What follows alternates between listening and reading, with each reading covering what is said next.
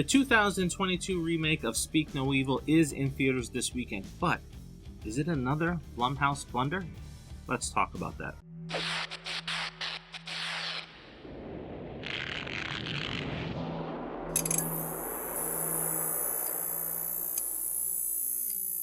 Speak No Evil follows a seemingly innocent encounter between two families on vacation, which quickly escalates into a nightmarish ordeal.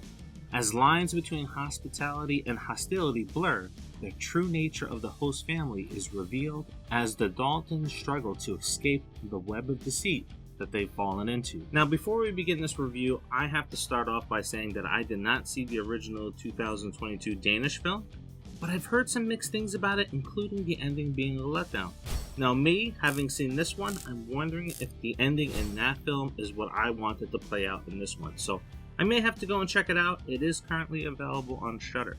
Now, the other thing about this film is that it is from Blumhouse, and they've certainly been more miss than hit lately. And they just tend to struggle when it comes to remakes. My God, they are absolutely horrendous, starting with Black Christmas that came out in 2019.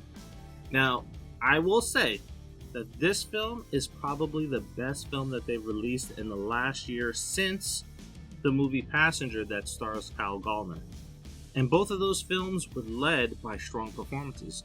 Like in Speak No Evil, James McAvoy delivers a chilling performance as the film's villainous patriarch, Patty, the seemingly friendly host who gradually reveals a sinister and manipulative nature. His portrayal is both subtle and terrifying as he finds the weak link of the family and slowly chips away at their sense of security and safety. Similar to the movie Split, where McAvoy got to flex his acting range, I'm gonna give the light to them now. No one's allowed to make fun of me anymore.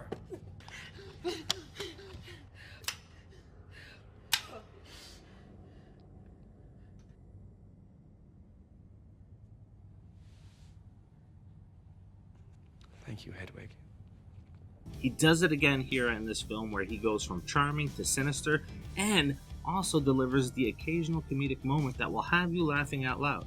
But there is one thing that he cannot hide in this role. It's that deadpan look that's in his eyes. No matter how charming he is throughout this entire film, you can see that sinister motive lurking in his eyes, and that's just pure brilliance. James Watkins is the director of this film, and it is a masterclass in suspenseful horror that he delivers. He expertly crafts a claustrophobic atmosphere, heightening that sense of dread and isolation.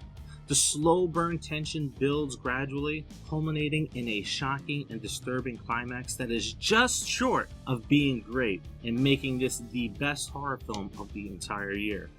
Now, the supporting cast also delivers strong performances, adding to the overall chilling effect of the film. Scoot McNairy and Mackenzie Davis play Ben and Louise Dalton, who are dealing with their own issues in life, which makes them easy prey for Patty and Kira. Now, their personal struggles are relatable, and you can feel that throughout the entire film. But this comes with an exception, which is my first negative. Well, sort of my first negative. Anyone watching this film is going to feel the urge to yell at the screen over the choices that the Daltons make throughout the entire film. Honestly, Patty screams stranger danger from the moment that you meet him, and the Daltons, though sensing it, go along with everything that he pitches and proposes throughout the entire film. Not only placing themselves in danger, but putting their daughter on the front lines of that danger. Now, as a parent, if I met this couple out and about, I would have picked up on those warning signs. I would be like, yeah, nope, I'm going this way, you can go that way. Because there are certain things and decisions, like I said, that you just don't do as a parent. You don't do that. But the reason why I say that this is sort of a negative is because the Daltons are dealing with their own real-life struggles, and you can feel that a lot of their decisions are being made out of frustration or just an eager to please their partner, rather than choosing common sense in the situation. So while some might say nobody's going to make those decisions in real life, think about the underlying story that is happening throughout the entire film, and it's very easy to see why they made those choices, and I think people would do that in real life. But the real negative of the film is its ending. It's predictable, and honestly it holds it back from being not only the best horror film for this year, but probably of the last 5 years. And that cost it a full star in my rating, as I'm giving this 4 out of 5 stars. If you make a couple of tweaks here and there, my god, this would have been one that stuck with you hours after you left, maybe even days after you left seeing the film, like some that we've seen in the past. Now it does shake up my top 10 a little bit, so go ahead and check out my ranking on Letterboxd or IMDb, and also don't forget to drop a like on this video, drop a comment on this video, let me know if you've seen the original and what you think.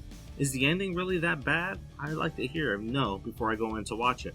Also, don't forget we have some exclusive merch that's inspired by your comments, so that link will be in the description. And help us get to 5,000 subscribers. If you're not subscribed to the channel, please help us by doing that, by subscribing and dropping a like. It really helps. Until the next review, see ya.